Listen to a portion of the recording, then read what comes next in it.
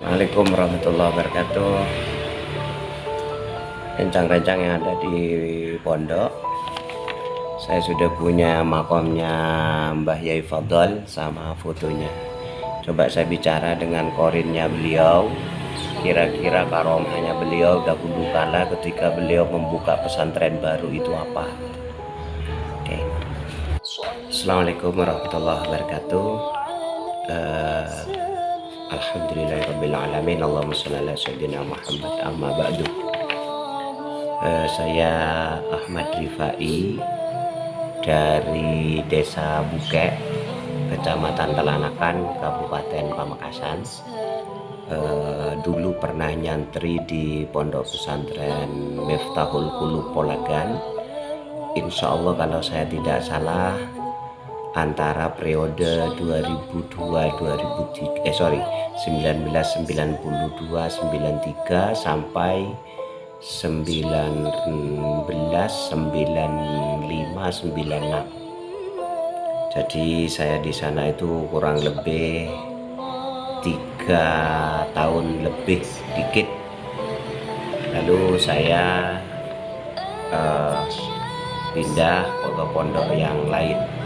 Lalu setelah lulus dari MAN, saya juga pindah ke Malang.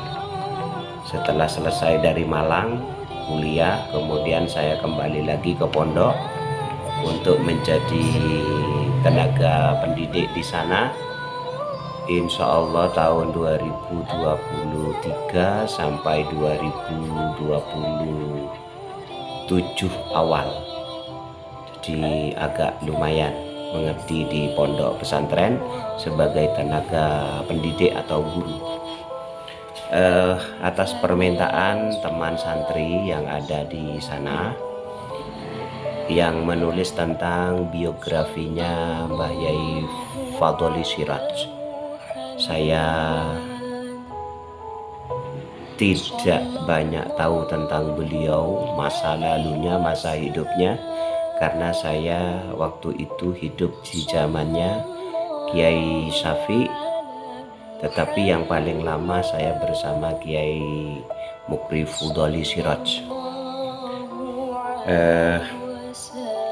Cuman saudara-saudara santri sekalian, karena saya sekarang ini seorang praktisi supranatural yang insya Allah dengan izin Allah bisa memanggil khodam-khodam atau korin-korin dari seseorang yang mengikuti orang atau bangsa jin muslim atau yang non muslim yang menempati suatu tempat, itu bisa insya Allah dengan mudah saya panggil dengan izin Allah tentunya. Kemudian saya ingin membongkar masa lalu dari perjuangannya beliau Mbah Yai Fudoli Siraj itu ketika beliau awal mula membabat tanah untuk pendirian pondok pesantren itu. Ada 3 hal yang paling luar biasa yang beliau lakukan dan sebagai bentuk karomahnya menurut informasi dari korin dan khodam yang mengikuti atau membackup beliau selama berjuang di sana. Yang pertama, beliau itu ternyata bisa kayaknya seperti ilmu rogo sukmo. Jadi rogo beliau itu ada di dalam kamar seperti orang bertapa, tetapi beliau bisa ada di mana-mana. Itu kata-kata khodam dan korinnya beliau tadi bercerita demikian. Jadi beliau itu bisa muncul di mana-mana, tetapi aslinya rogo beliau itu ada di dalam, tapi di luar muncullah beliau itu. Tidak hanya satu, bisa beberapa.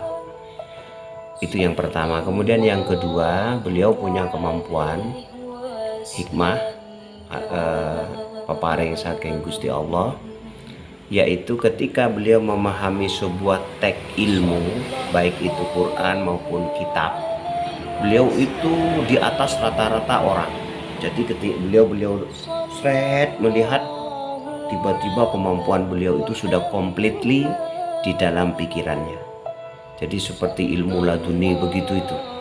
Cepat sekali beliau memahami sebuah konsep atau teks kitab-kitab salaf begitu itu.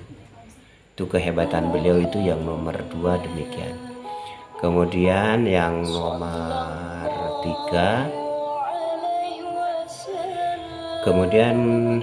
3, tadi beliau bisa tahu penyakit seseorang.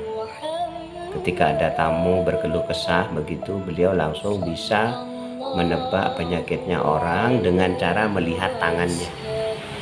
Jadi beliau itu melihat tangannya orang, disuruh dilihat ngeten niki, kemudian beliau langsung oh penyakitmu ini begitu. Sehingga solusinya, obat-obatannya beliau sampaikan.